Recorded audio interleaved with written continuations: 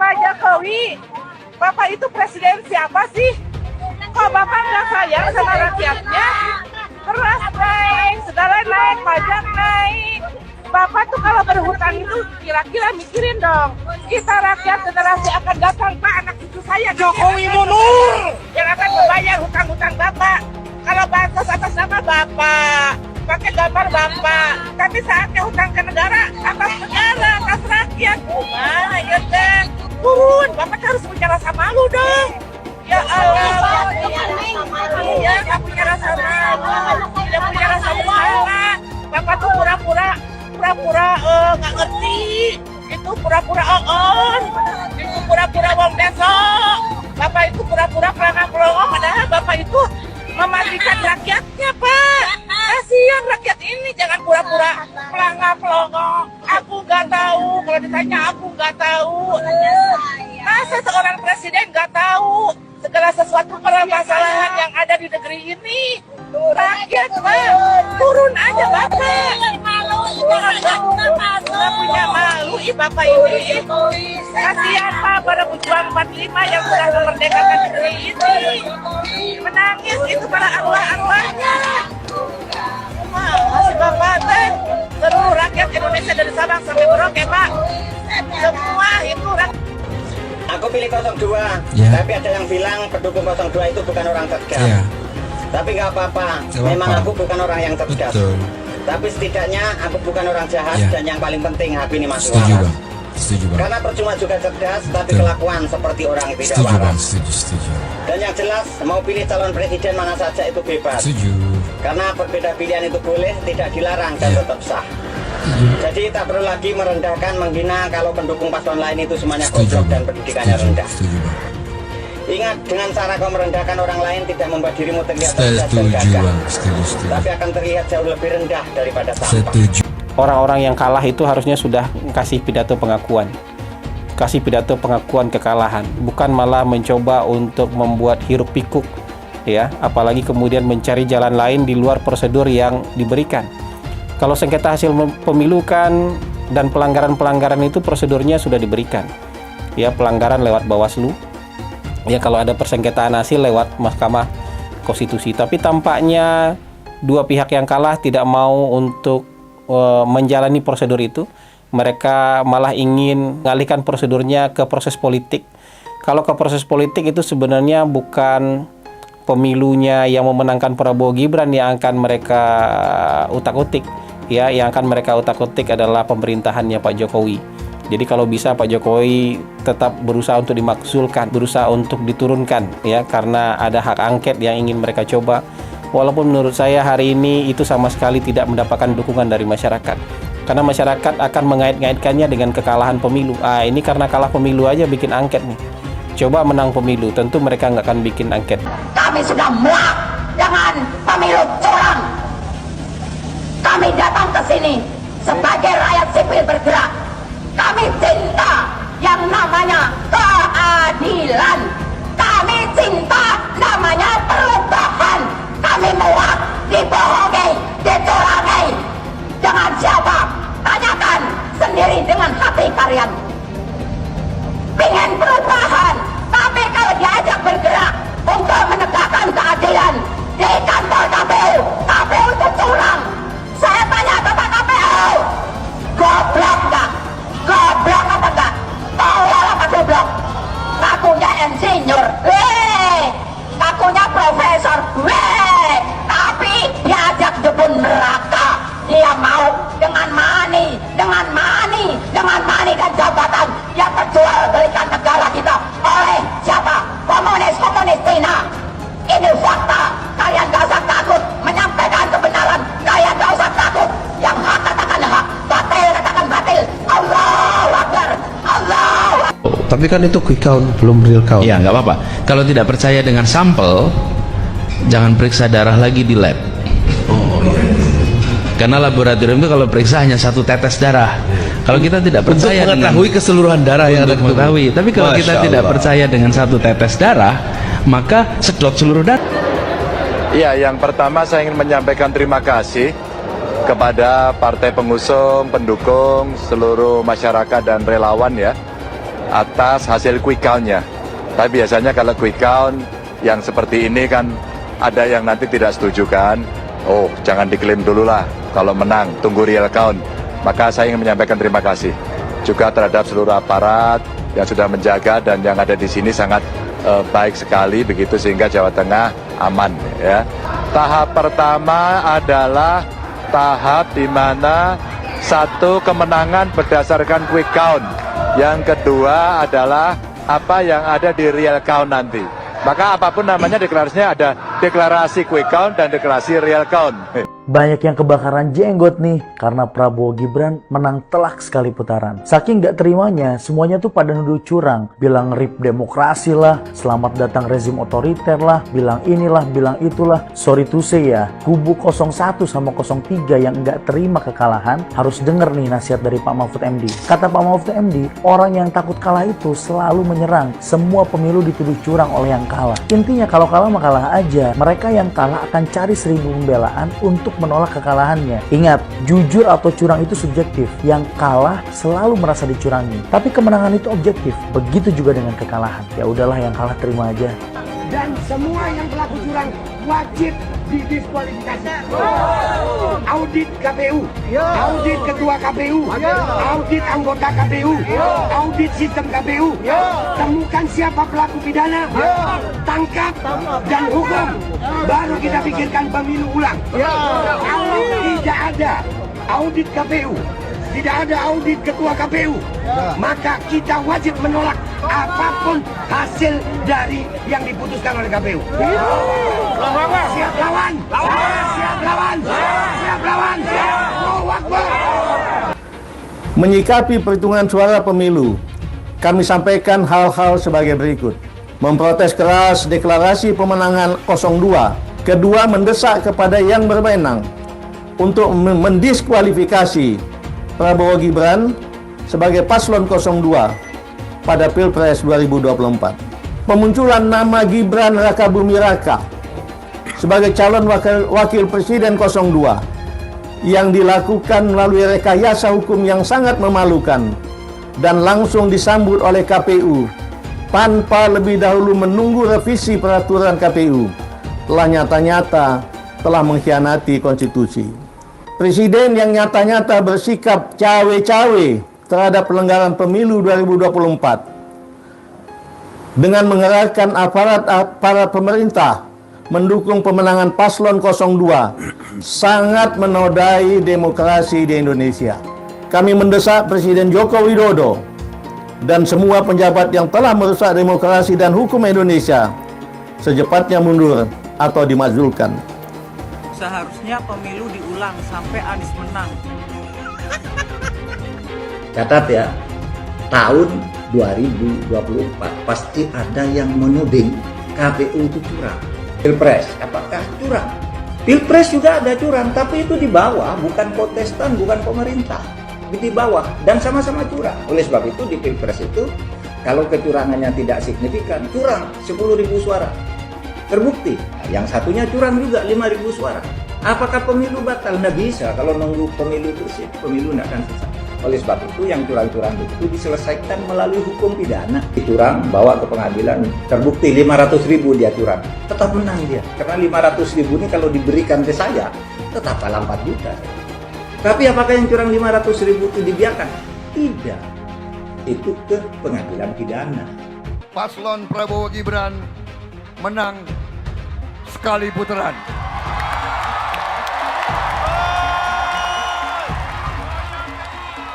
Kita tidak boleh sombong.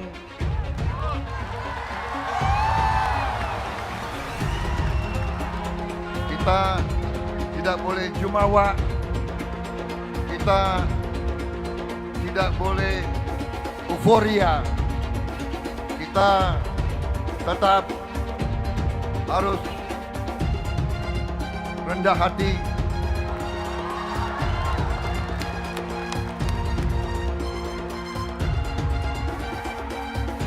Kemenangan ini harus menjadi kemenangan untuk seluruh rakyat Indonesia.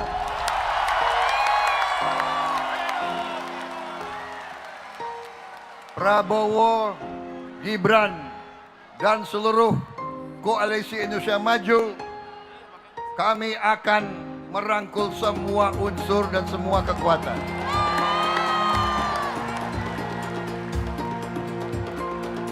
Kami akan menjadi presiden, wakil presiden, dan pemerintah untuk seluruh rakyat Indonesia. Berkali-kali saya tegaskan, saya akan memimpin bersama Saudara Gibran, akan mengayomi, akan melindungi, akan membela seluruh rakyat Indonesia.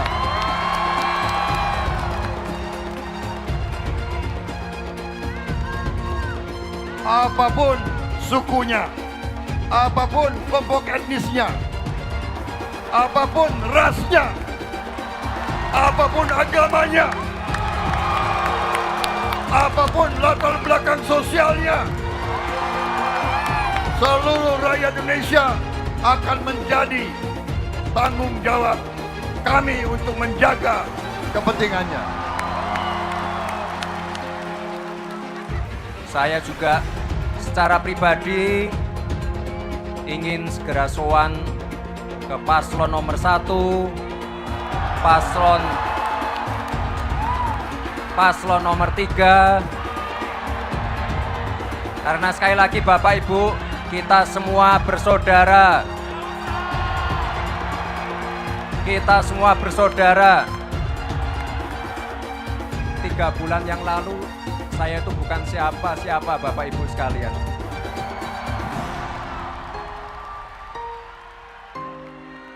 Saya masih dikatain plonga-plongo, dikatain Samsul, dikatain takut debat. Tapi yang jelas ini berkat dukungan, doa Bapak Ibu semua, saya dan Pak Prabowo sekarang sudah ada di sini.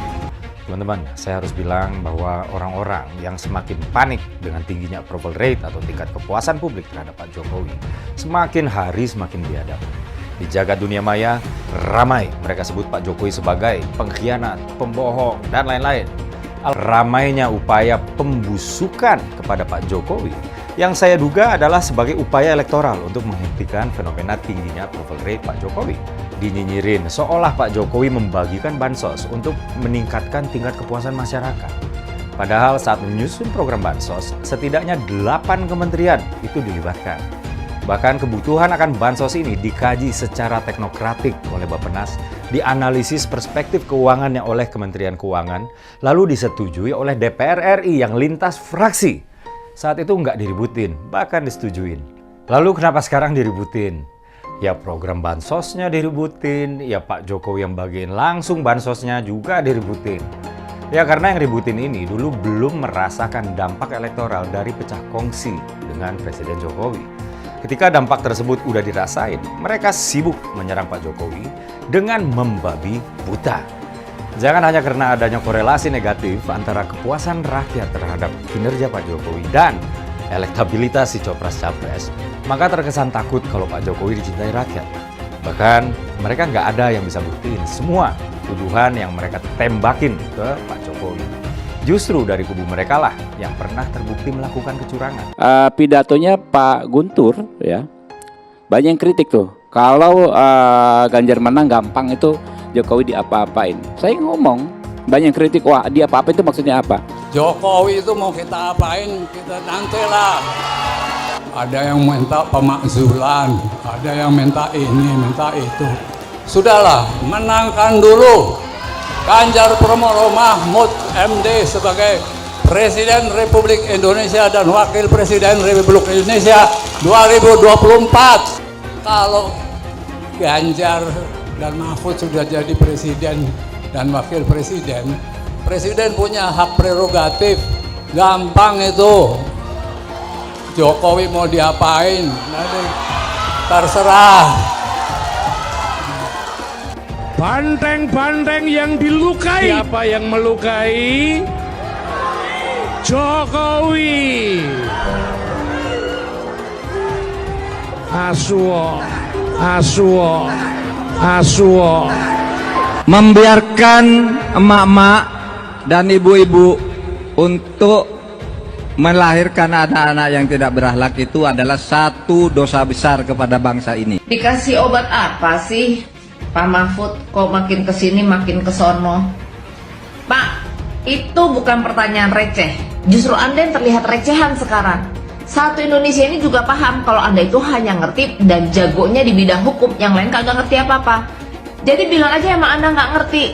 Lalu, saya juga bingung nih, kenapa selama debat kemarin, Anda seakan-akan ingin menjatuhkan pemerintahan yang sekarang ya, di mana Anda itu ada di dalam pusaran sana. Ngapain juga Anda tanya-tanya, kenapa Pak Jokowi kok impornya jadi tambah besar? Kan lu ada di pemerintahan itu, kenapa kemarin nggak ngomong? Kok kenapa sekarang baru bunyi? Kenapa juga baru ngomong, hukum di Indonesia tumpul ke atas dan tajam ke bawah? Kan lu polhukamnya, gimana sih? Lu yang receh. Pak Mahfud kan nggak ada yang menyelesaikan masalah. Anggotanya mengeluh-mengeluh semua kok. Bagaimana? Jadi jangan terlalu banyak bikin tim itu ya kan.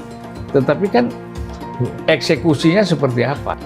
Satu aja nggak bisa diselesaikan, apalagi banyak. Ternyata yang dianggap tidak beretika itu adalah ketika Mas Gibran itu begini-begini karena dia sebenarnya ingin mengekspresikan jawabannya itu belum ketemu, Prof. Mas Gibran itu berkali-kali, lebih dari sekali ketika habis menjawab Caimin gitu misalnya ya. Dia berkali-kali begini dan juga mengucapkan mohon maaf ya kalau sampai ada kata-kata yang misalkan nggak berkenan. Pertanyaannya yang masuk akal, jangan seperti orang bodoh. Gibran bodoh dan menganggap saya juga bodoh, dikiranya bisa dikerjain kayak gitu kan. Jadi Mas Gibran itu dilatih agar gini-gini biar mempermalukan saya gitu. Dari apa? Padahal yang dilihatkan Mas Gibran tuh nada isinya, sehingga saya katakan ini pertanyaan receh. Itu kan secara akademis untuk anak SD kelas 3. Maka saya katakan tidak layak dijawab untuk sebuah forum terhormat. Betul. Maunya mempermalukan kan, sepermalukan balik pelatih. Betul. Saya sudah berdiskusi dengan ratusan orang pandai, selalu memuaskan. Tapi yang paling sulit itu berdiskusi dengan orang bodoh. Bagaimana cara mengatasi greenflation? Apa sih inflasi hijau? Itu kan ekonomi hijau. Saya lagi nyari jawabannya Prof. Mahfud. Saya nyari-nyari di mana ini jawabannya. Kok nggak ketemu jawabannya? Saya tanya masalah inflasi hijau kok malah menjelaskan ekonomi hijau. Ini tadi tidak saya jelaskan karena kan beliau kan seorang profesor. Sesuai dengan aturan. Greenflation adalah inflasi hijau. Sesimpel itu. Saya juga ingin mencari itu jawabannya ngawur juga itu. Gila ini. Ngarang-ngarang ndak karuan, mengkaitkan dengan sesuatu yang tidak ada gitu ya. Begini loh, kalau akademis itu gampangnya kalau bertanya yang kayak gitu-gitu tuh recehan gitu. Recehan. Oleh sebab itu tidak layak dijawab menurut saya. Dan oleh sebab itu saya kembalikan saja ke moderator. Ini tidak layak dijawab pertanyaan kayak gini. Tidak ada ini jawabannya. Sepertinya Prof. Mahfud agak ngambek ya. Soalnya saya sudah 2 kali memberikan pertanyaan yang sulit. Carbon capture, greenflation, selalu dikomenin pertanyaan receh. Ya kalau receh ya dijawab Pak, gitu loh. Segampang itu. Saya mensyukuri kenapa kalah, kenapa ditahan. Saya bersyukur atas itu semua. Saya coba bayangkan ya, kalau seandainya waktu itu kita menang gitu ya, hari ini belum tentu kita bisa nikmati seperti ini. Kita bersyukur 5 tahun Tuhan izinkan kasih ke orang yang pintar ngomong untuk kerja. Coba kalau kita bayangkan gitu ya, kalau kemarin saya masih jadi gubernur, ini saya udah turun ini. Tapi yang pintar ngomong itu dikira orang hebat kan? Ini lebih berbahaya tahun 2024, langsung ketahuan karakternya. Langsung ketahuan itu. Di saya juga ada kutipan Pak di kamar saya Pak. Tulisannya, Jakarta telah mengambil keputusan yang fatal. Jangan hanya konsentrasi pada pembangunan, benda-benda mati yang indah difoto dan bisa ditunjukkan dalam 5 tahun hasilnya. Kalau kita mau menilai sebuah janji, maka lihat janjinya, lalu lihat kenyataannya. Dulu janjinya apa ya? Dan ini aneh, betul-betul aneh. Ini bukan kampanye, tapi saya sampaikan sini. Di satu sisi menyiapkan jalur-jalur air untuk dikirim ke laut, di sisi lain di lautnya dipasang dengan pulau reklamasi, tinggal tunggu waktu jadi rob, air balik. Dan ini melawan sunatullah. Kenapa? Air itu turun dari langit ke bumi, bukan ke laut. Harusnya dimasukkan ke dalam bumi, masukkan tanah. Di seluruh dunia air jatuh itu dimasukkan ke tanah, bukan dialirkan pakai gorong-gorong raksasa ke laut. Jakarta telah mengambil keputusan yang fatal. Bukan banjir, itu memang parkir air.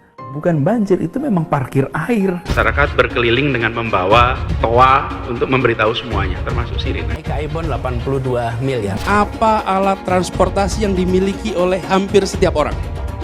Alat transportasi yang dimiliki semua orang adalah kaki. Kalau seandainya orang Jakarta percaya Pak Anies jadi gubernur pun, saya berani jamin kok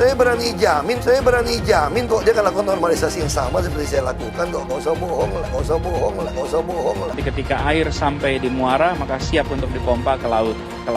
Pancasila Soekarno, ketuhanan ada di pantai. Anak Tuhan dari mana? Kalau Yesus anak Tuhan, bidangnya siapa?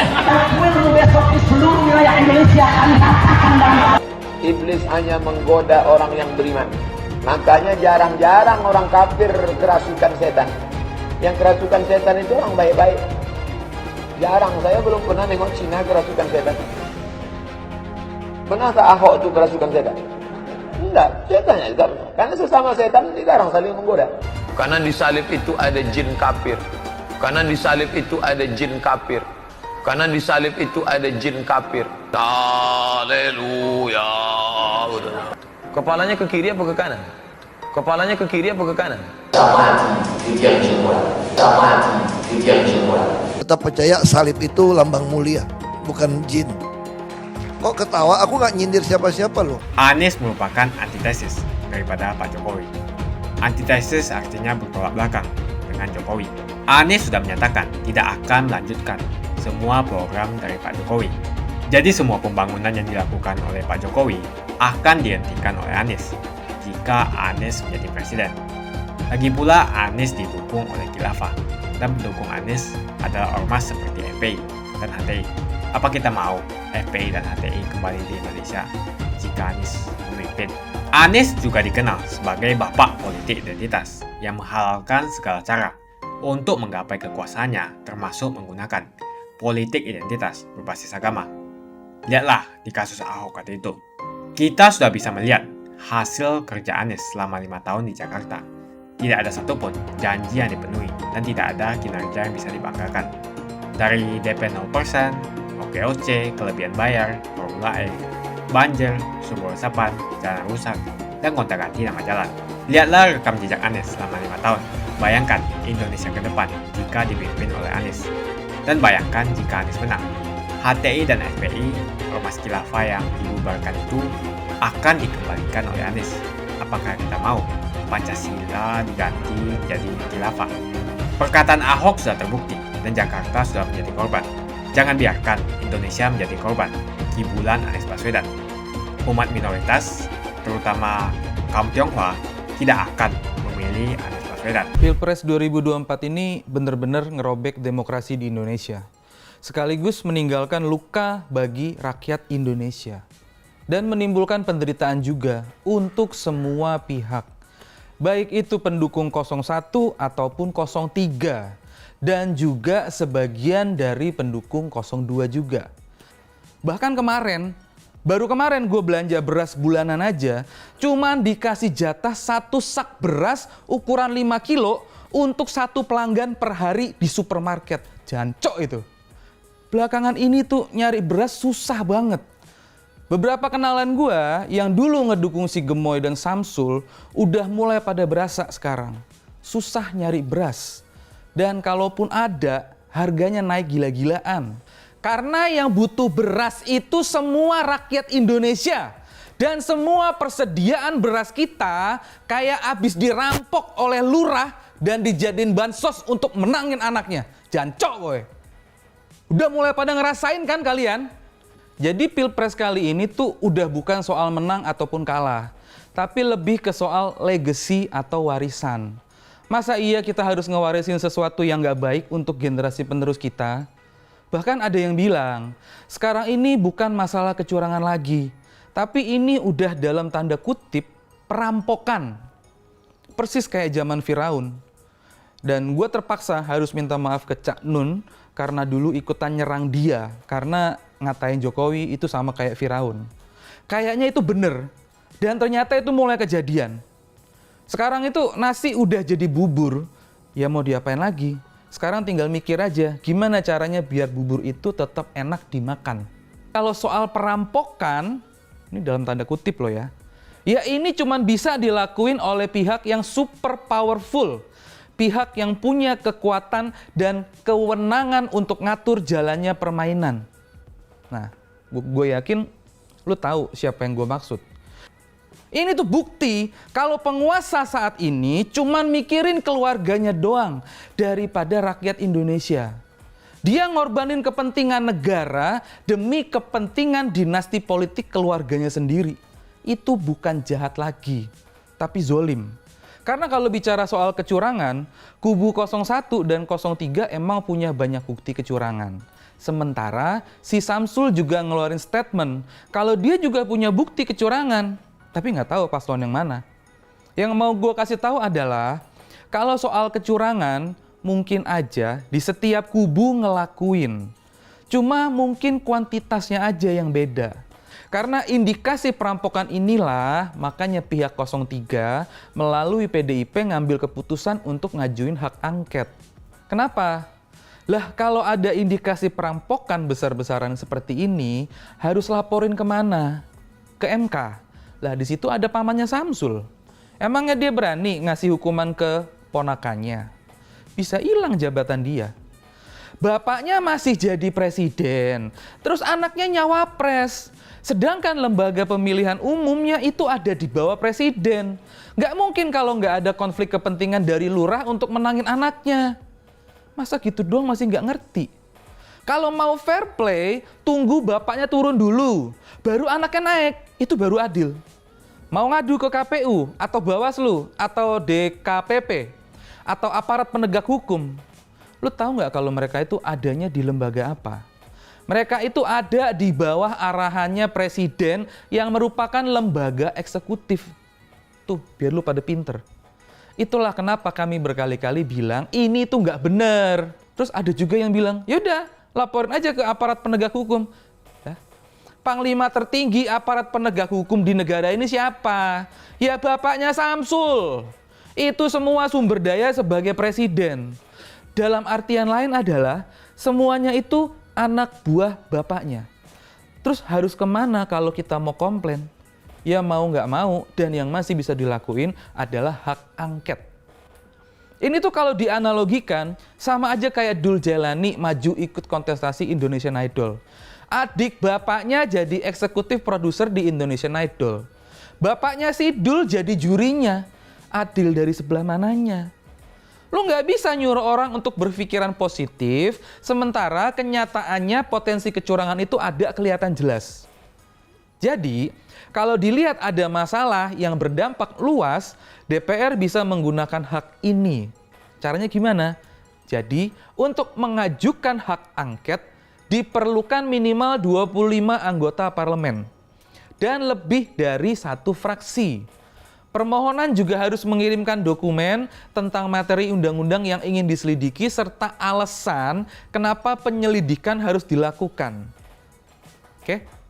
Sebelumnya, gue jelasin dulu ya, apa itu hak angket.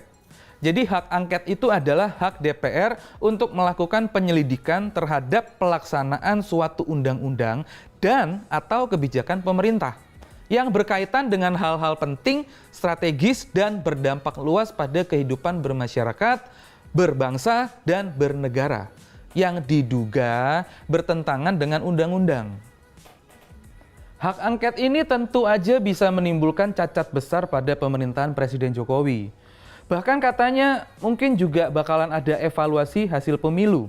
Kalau hak angket ini bisa dilaksanain, mungkin bakalan ada pilpres ulang yang diikuti semua paslon. Atau mungkin juga tanpa paslon 02 karena didiskualifikasi.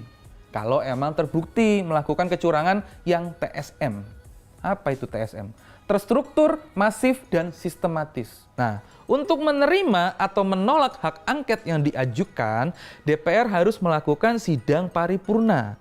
Kalau usulan diterima, DPR akan membentuk panitia angket yang terdiri dari semua unsur fraksi DPR. Jadi, kalau melihat komposisi yang ada sekarang, seharusnya usulan hak angket ini bisa lancar dan mulus-mulus aja. Karena jumlah kursi partai pendukung 01 dan 03, kalau di total itu ada sekitar 314 kursi. Sedangkan partai 02 itu cuma ada 261 kursi.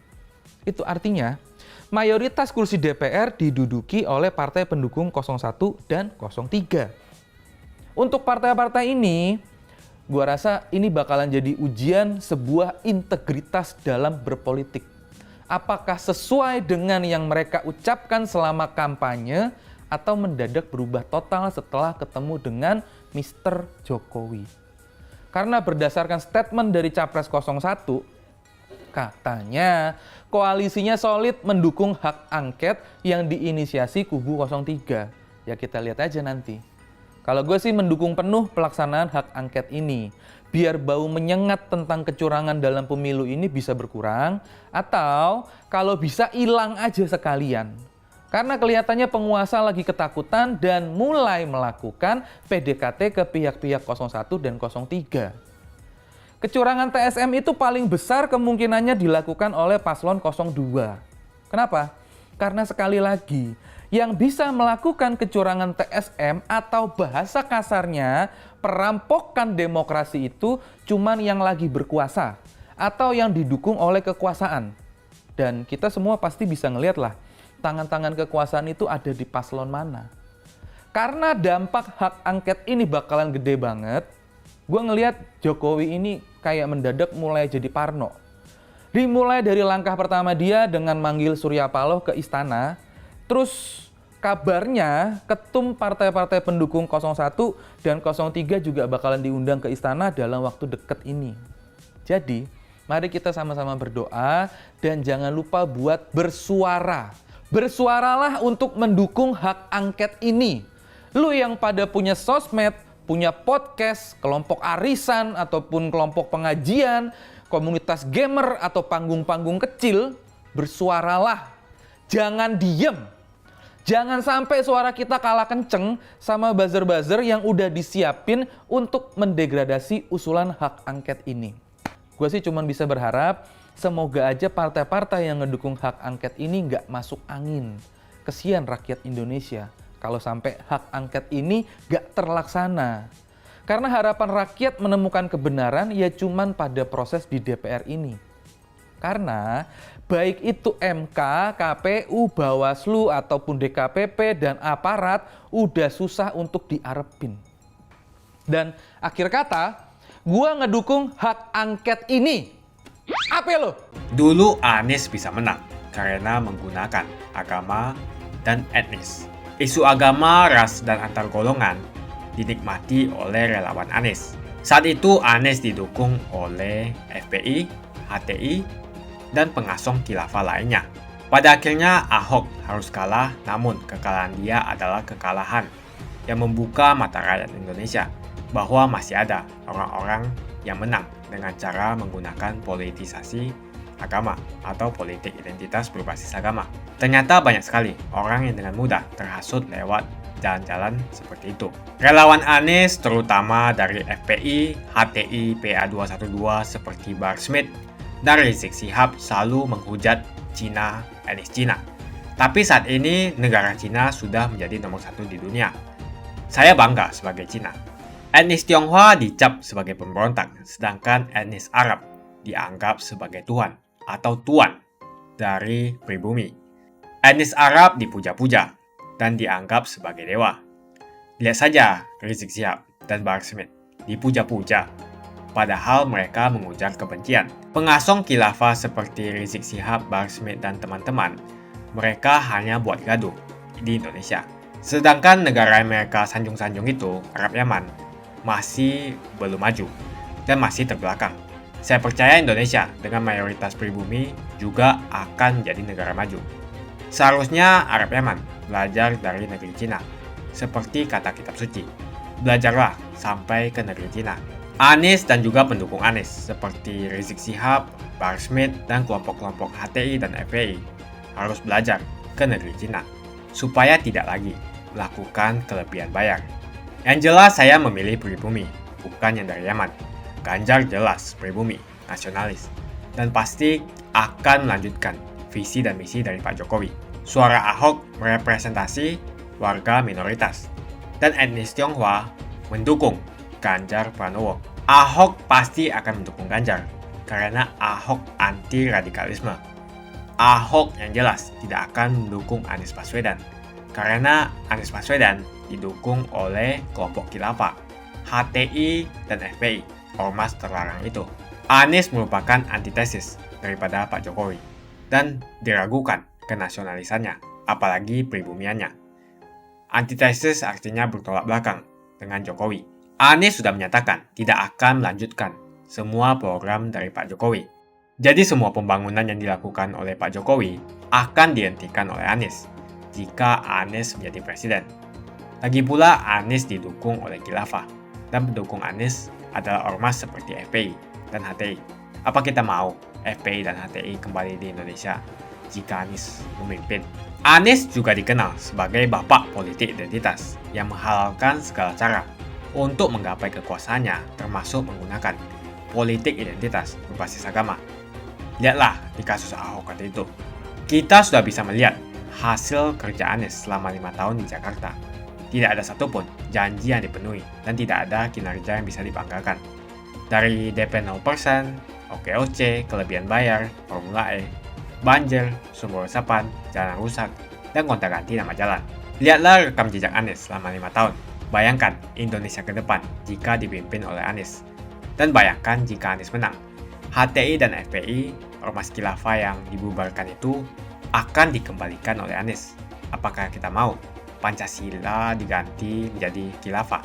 Bagian Indonesia Timur yang mayoritas non-muslim seperti Bali tidak akan setuju dengan khilafah atau sistem khilafah. Mungkin Indonesia akan bubar jika Anies menjadi presiden.